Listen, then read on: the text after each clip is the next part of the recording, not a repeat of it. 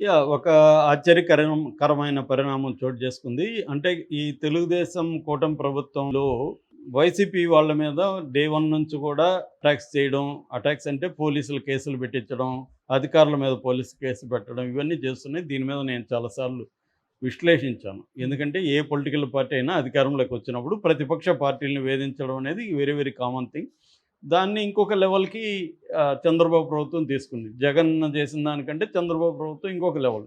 జగన్ వస్తే మళ్ళీ దాన్ని ఇంకొక లెవెల్. ఇలా పెంచుకుంటూ వెళ్తారు. అలాగే చేస్తున్నారు.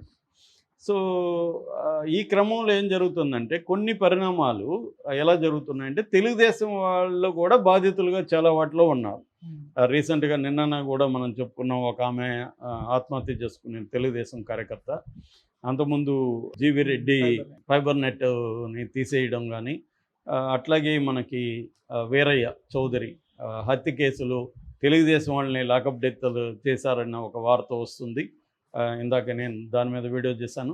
సో, ఇలాగా తెలుగుదేశం వాళ్ళ మీదే తెలుగుదేశం వాళ్ళు దాడులు చేసుకోవడం, తెలుగుదేశం వాళ్ళని ఇబ్బందులు పెట్టే విధంగా రాష్ట్ర ప్రభుత్వం చేయడం, అట్లాగే తెలుగుదేశం ఎమ్మెల్యేలు కావచ్చు, నాయకులు కావచ్చు, తెలుగుదేశం కేడర్ దగ్గర, తెలుగుదేశానికి సంబంధించిన వ్యాపారస్తుల దగ్గర, నాయకుల దగ్గర కూడా కమిషన్లు తీసుకోవడం అనేది ఎక్కడ పోయినా వినిపిస్తున్నాయన్నమాట. ప్రతి చోట నువ్వు ఏ ఊరికన్నా పో, వాళ్ళు మనకు ఫస్ట్ చెప్పేది ఏంటంటే, సార్ మా ఎమ్మెల్యే తెలుగుదేశమే సార్, మా దగ్గర డబ్బులు తీసుకుంటున్నాడు, మమ్మల్ని బెదిరిస్తున్నాడు. ఇదే కథనాలు ఎక్కడ చూసినా ఉన్నాయి. దీనికి మళ్ళీ కారణం ఏంటంటే, అదేదో కథ ఉంది కదా, ఏడు చేపలు, చేప చేప ఇంటికి ఎండలేవంటే కథ వస్తుంది కదా. అలాగా వీళ్ళు ఎమ్మెల్యేల స్టోరీలు ఏంటంటే, అరే బాబు మేము పార్టీ ఫండ్ 30 కోట్ల పైన ఇచ్చాము, మళ్ళీ ఒక 100 కోట్లు ఖర్చు పెట్టుకున్నాం, ఎలక్షన్లు ముందు వస్తాయో రావో తెలీదు, ముందొస్తే ఎన్నికలు ఏమన్నా వస్తాయో ఏమో భయంగా ఉంది. ఏదేమైనా ఒక 2, 3 ఏళ్లలో మేము ఒక 200, 250 కోట్లు వెనకేసుకోవాలి.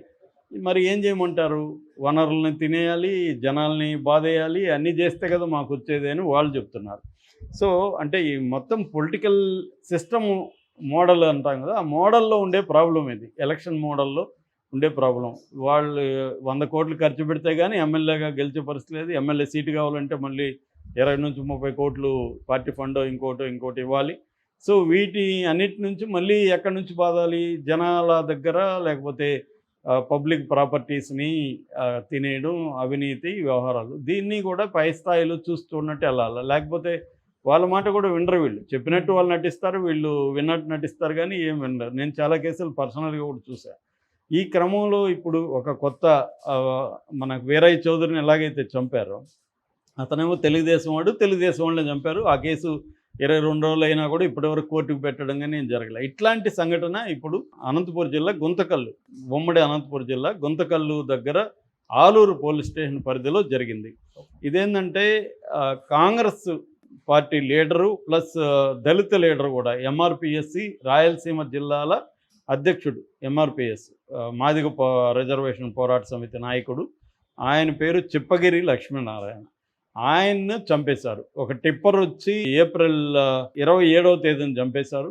ఈ 13వ తేదీ అంటే నిన్న ఒక మలుపు తీసుకుంది. ఆ మలుపు ఏందంటే, గుమ్మనూరు జయరామ్ అని అక్కడ తెలుగుదేశం ఎమ్మెల్యే, వాళ్ళ తమ్ముడు గుమ్మనూరు నారాయణ్‌ను అరెస్ట్ చేశారు.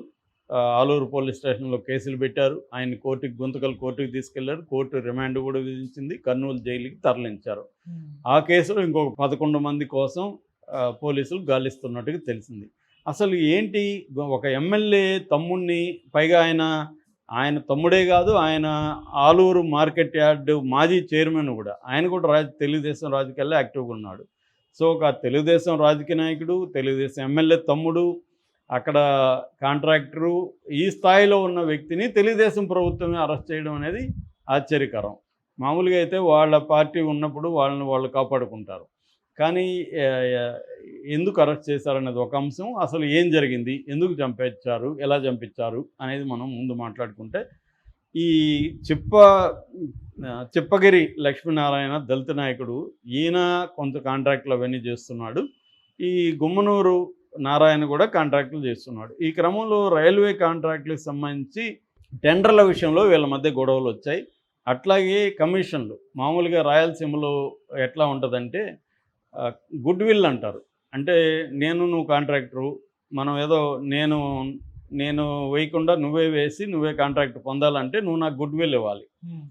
సో ఈ గుడ్ విల్ పేరుతోనే అనంతపూర్లో ఒక గుడ్ విల్ కాలనీ కూడా ఉందని ఎప్పుడో లాంగ్ బ్యాకే పాలగుమ్మి సాయినాథ్ పుస్తకంలో రాశాడు. గుడ్ డ్రాట్ అట్లాంటిది ఏదో బుక్ ఉంటుంది. ఆ పుస్తకంలో రాయలసీమలో మనం కరువు అంటాము, కానీ ఈ కమిషన్లతో కాలనీనే ఉంది, దాని పేరే గుడ్ విల్ కాలనీ అని పేరు పెట్టారు అని అన్నాడు ఆయన అప్పుడే. అంటే ఈ గుడ్ విల్ కింద డబ్బులు కమిషన్లు తీసుకోవడం అనేది ఎవరు కాంట్రాక్ట్ చేయనా వీళ్ళకి ఇచ్చేయాలి. అక్కడ ఎవరు డామినెంట్గా ఉంటే ఆ లీడర్లకి ఆ కాంట్రాక్టర్ కమిషన్ రూపంలో వాళ్ళు ఏదో విధిస్తారు, ఇంత పర్సెంట్ 5-10% ఇవ్వమని, ఆ పర్సెంట్ ఆ కాంట్రాక్ట్ ఎంత వస్తే అంత ఇచ్చేయాలి, లేదంటే వాళ్ళు నిన్ను నానా బాధలు పెడతారు. సో అందుకని అట్లాంటి కమిషన్ల మధ్య వీళ్ళిద్దరి మధ్య గొడవలు వచ్చిందని చెప్తున్నారు. చిప్పగిరి లక్ష్మీనారాయణ గుమ్మనూరు జయరామని బెదిరించాడని, నువ్వు నా జోలికి వస్తే నేను నీ మీద SC ST కేసు పెడతాను, నేను దళిత నాయకుడిని,